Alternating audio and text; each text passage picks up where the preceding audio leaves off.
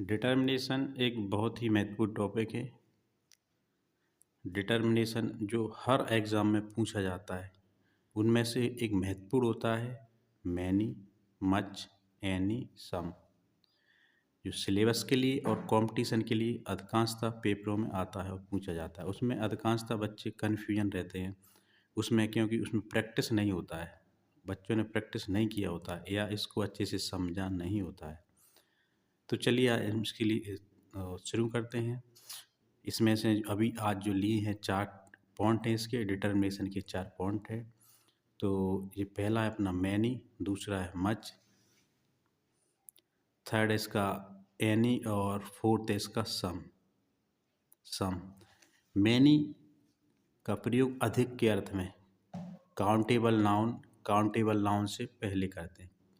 सभी डिटर्मिनेशन का प्रयोग सभी नाउनों से पहले होता है, और जब मैनी का प्रयोग लगाना है, मैनी का प्रयोग करना है, तो हमें देखना है उसमें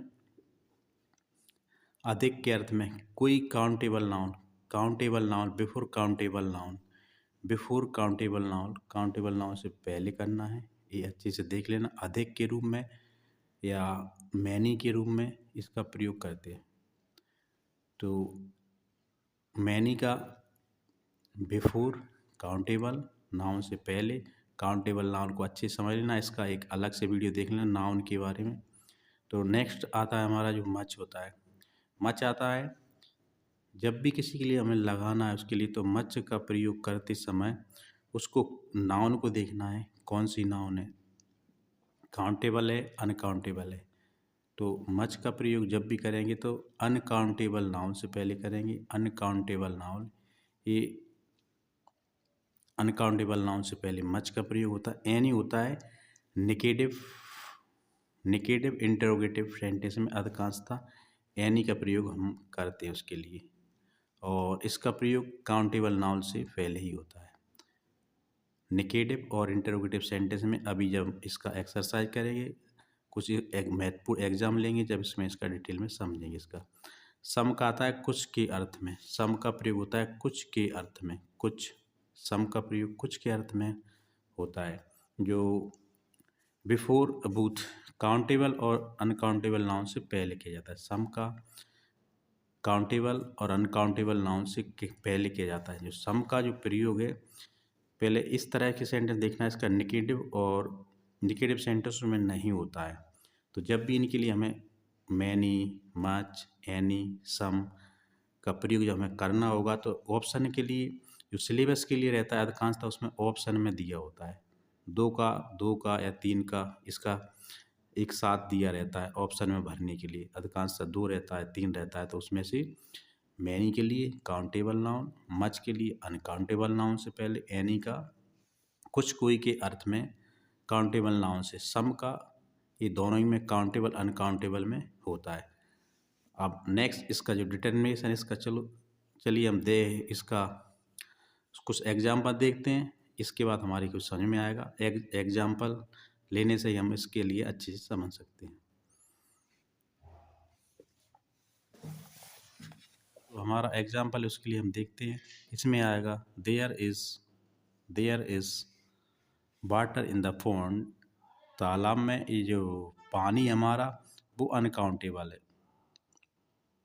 पानी हमारा अनकाउंटेबल है। तो उसमें हमारा प्रयोग होगा much.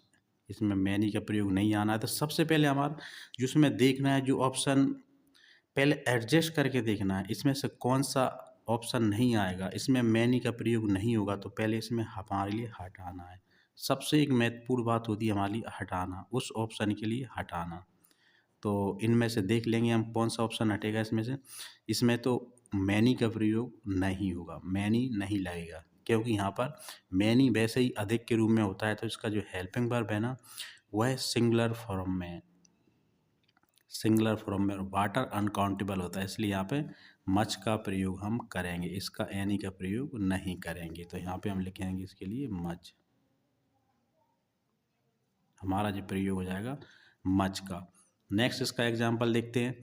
There are dot what in the pond. There are blank what in the pond.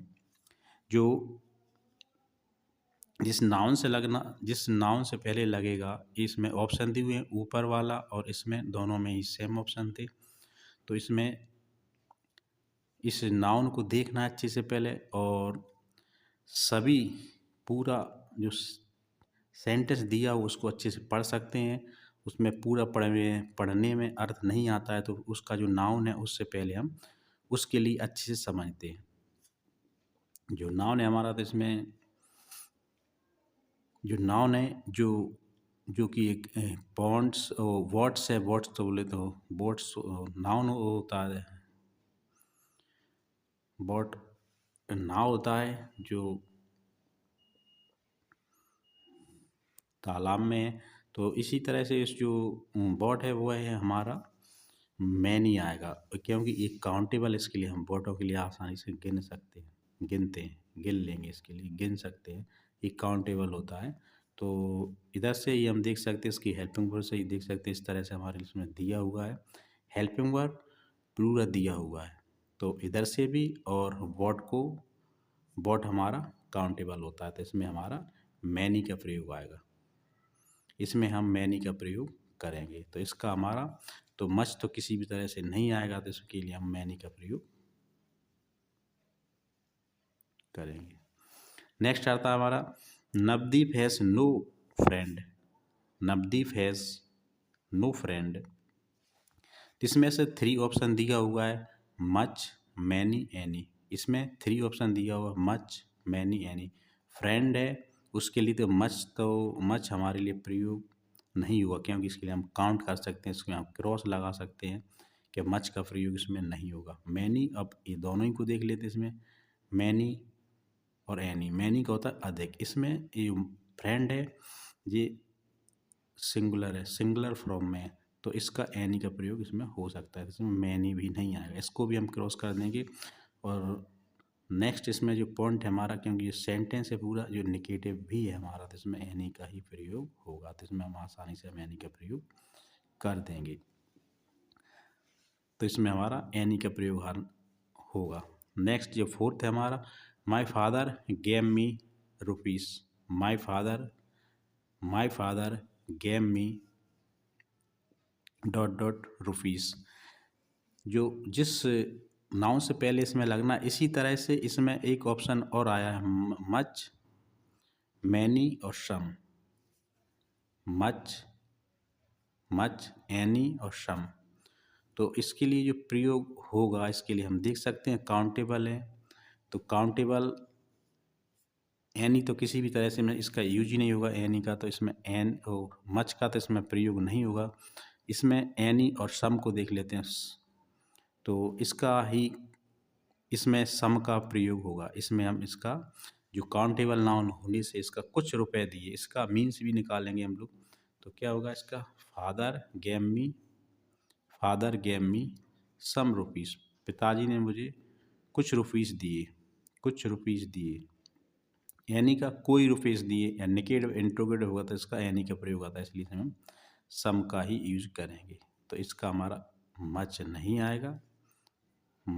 आएगा, एनी नहीं आएगा, इसमें हमारा सम का प्रयोग ही होगा। नेक्स्ट देखते हैं, फिफ्थ वाला देखते हैं हमारा, माई फादर डिड नॉट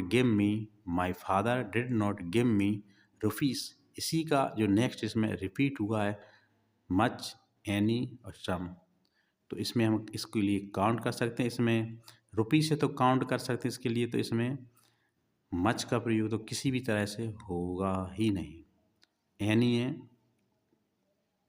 तो इसके लिए हम देख लेते हैं, इसमें क्योंकि नेगेटिव बन रहा है तो इसमें एनी का ही प्रयोग इसमें होगा।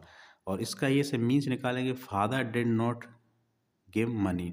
वैसे ही ये अपने आप में एक नकारात्मक नेगेटिव सेंटेंस हो रहा है, तो इसके लिए हम, क्योंकि फादर जब रुपए देंगे तो कुछ नहीं देंगे, इसका मतलब होता है कुछ थोड़ा ही होता है, तो इसी तरह से इसमें सम का प्रयोग नहीं होगा। नेक्स्ट आता है 6 वाला हमारा, द स्टूडेंट, कोई विशेष स्टूडेंट, इसलिए हम इसका द का प्रयोग हमने किया हुआ है, इसमें इसका द का प्रयोग हो रहा है। Learned dot dot question yesterday. To the student learned question yesterday. छात्र ने कल प्रश्न याद किए, कुछ प्रश्न याद किए, कुछ प्रश्न याद किए। कुछ बोले तो इसमें जो क्वेश्चन है जो काउंटेबल है, काउंटेबल सम और एनी ये दोनों ही का प्रयोग होता है, मच का प्रयोग नहीं होता है। तो मच को तो किसी भी तरह से हमारे इसके हटा ही देना है। एनी होता है, एनी कैसे इस तरह से मीन्स आता है कोई, कुछ, कोई याद किया, कोई प्रश्न याद किए, कोई या कुछ प्रश्न याद किए। तो इसमें हमारा इसमें ज़्यादा सुटेबल हमारा सम हो रहा है। तो सम प्रश्न याद किए, सम। तो इसमें हमारा इसका प्रयोग होगा, ये दोनों तो किसी भी तरह से आएंगे, इसमें क्रॉस लगा देंगे तो इसमें हमारा आएगा सम। तो जो छात्र है उसने कुछ प्रश्न याद किए, तो इसमें सम का प्रयोग होगा। नेक्स्ट है हमारा 7th वाला, हम देख लेते हैं। I have no time, I have no time. इसमें देख लेते जो टाइम है, तो ये जो टाइम है हमारा, तो जो अनकाउंटेबल में आएगा। टाइम की जो कैटेगरी है वो अनकाउंटेबल की है, तो उसमें मैनी तो किसी भी तरह से इसमें आना ही नहीं है। सम का देख लेते हैं। सम यदि निगेटिव है तो इसमें सम का प्रयोग नहीं होगा। सम और मैनी नहीं आएगा, तो इसमें बचा हुआ है मच, तो इसमें मच का ही प्रयोग हम करेंगे। तो इसमें हमारा प्रयोग होगा मच। नेक्स्ट इसमें हाउ